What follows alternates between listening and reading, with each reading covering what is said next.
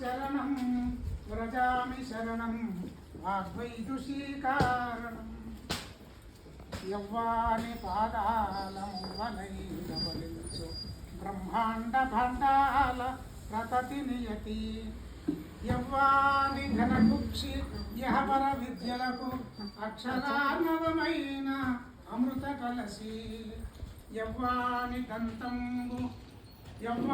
దంతంబు కృతి సర్వ పర్వమై భారత భారతీ భాగ్యమయ్యే యవ్వాని సుముఖంబు ఏకాన్న మంత్రమై ఓంకార రూపంబు ఉర్వి నిండే అతడు వ్యాసర్షి కాళిదాసాది కవుల మన్ముఖీన శివాన్వయమహిత ఫణితి అతడు కవులకు కవి అయిన అమృతమూర్తి గణపతీశుడు మిమ్ముల కాచుగాత గణపతీశుడు ఈ సభన్ కాచుగాత అని గణపతి ఈ యొక్క అఖిలాండపటి బ్రహ్మాండములకు అధిపతి ఉన్నటువంటి ఆ గణపతి ఈ సభను సంరక్షించుగాక అని ప్రార్థిస్తూ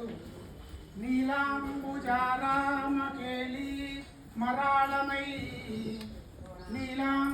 నీలాంబుజారామకేళి మరాళమై సామేన శంకర స్వామి వెలయ.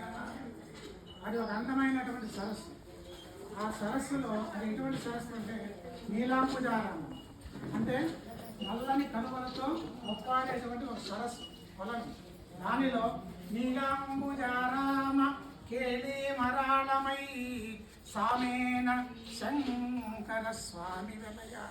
దానిలో 2 రాజహంసలు, తెల్లటి హంస అంటే అమ్మవారు అంబుజారామంగా ఆమె ఎంతో కూడా ఎలా ఉంది, నీలవర్ణం, గౌరవర్ణం.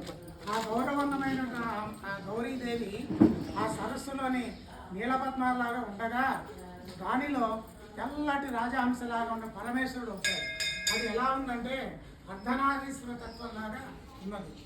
సామేన శంకర స్వామి వెలయ. సగభాగంలో ఆ శంకరం